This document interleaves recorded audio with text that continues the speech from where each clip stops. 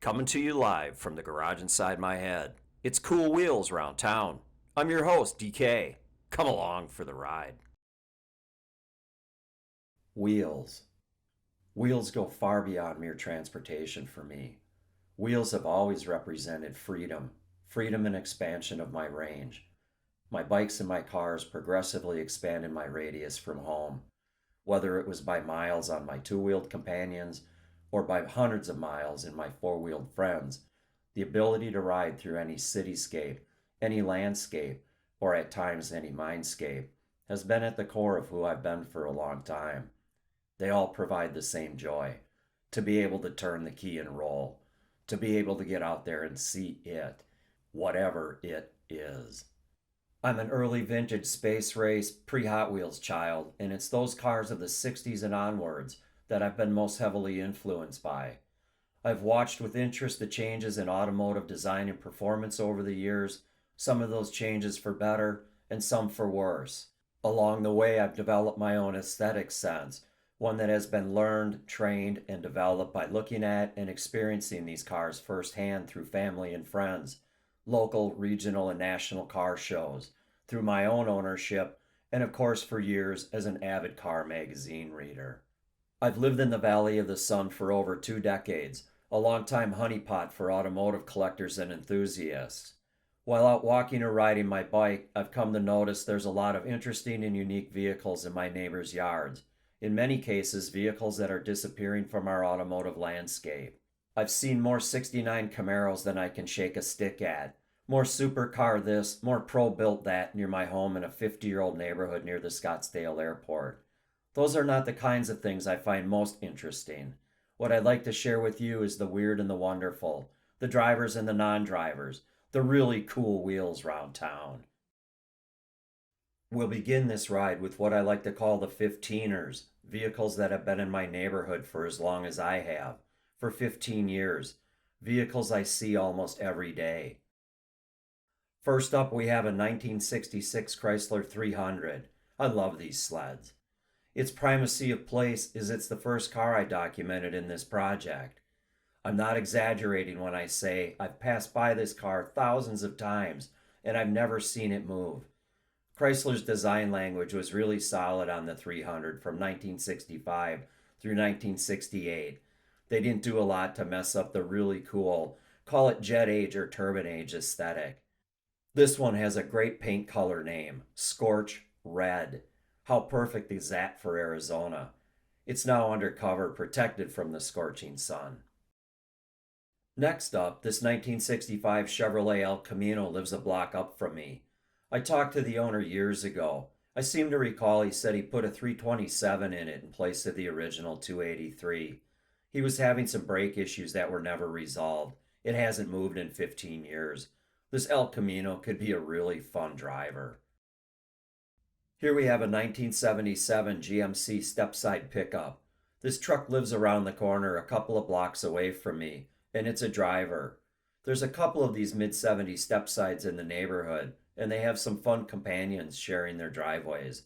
This one looks good with the lift and the big tire and wheel combo. A few barks away sits this 1978 Buick Electra Park Avenue. Doesn't that sound like something? Electra Park Avenue. Ooh. Buick was so proud of this car that they didn't badge it Electra or Park Avenue on the outside anywhere. What's even more pathetic is there's no badging on the rear end at all. None. You wouldn't have a clue what this thing is until seeing it from the front, where they deigned to emboss Buick on the upper corner of the grille. This sun-fried tan beauty exudes luxury with its poofy gold suede leather top and wire spoke hubcaps. I especially like the ambiance light just behind the rear doors. Don't trip on the curb, people. But what makes this Park Avenue especially sick is it's bow wow equipped. You heard that right. Bow wow equipped. The marketing geniuses at Buick surely missed an opportunity. The owner didn't. A couple of blocks down from me is this 1993 Mitsubishi 3000 GT in Zurich white. I don't think these cars ever lived up to the promise of their competitors, and you don't see many on the road anymore.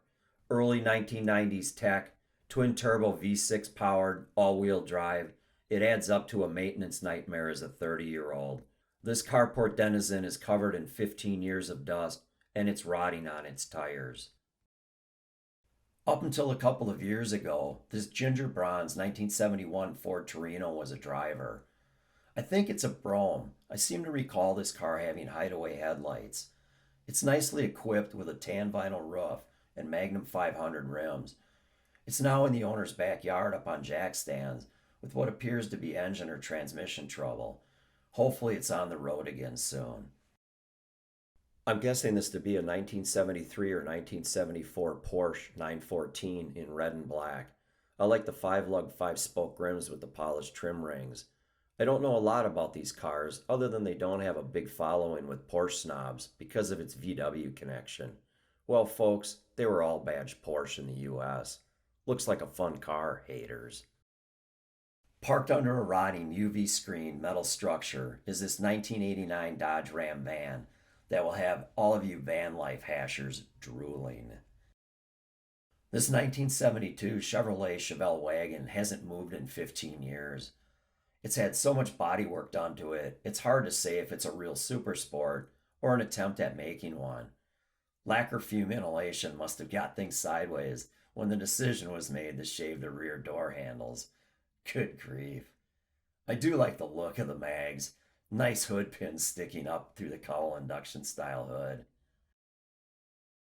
A gasser style 1959 Ford. I believe it's a custom 300, but it's hard to tell. There's a bit of Bondo under that lavender paint and a bunch of missing trim to really say what model it is.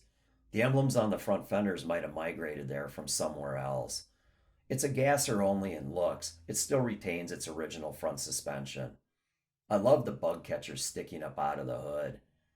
The 9-inch rear end is leaf spring suspended and fortified with, get this, ladder bars. Hopefully, it's got a 460 under the hood.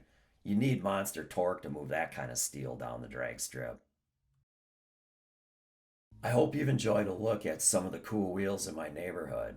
Join me next time when we'll talk story about my Grandma Ida's 1965 Ford Galaxie, eggs, and the birth of my lead foot. Until then, as my dad would say, keep it between the fence posts. I'm DK.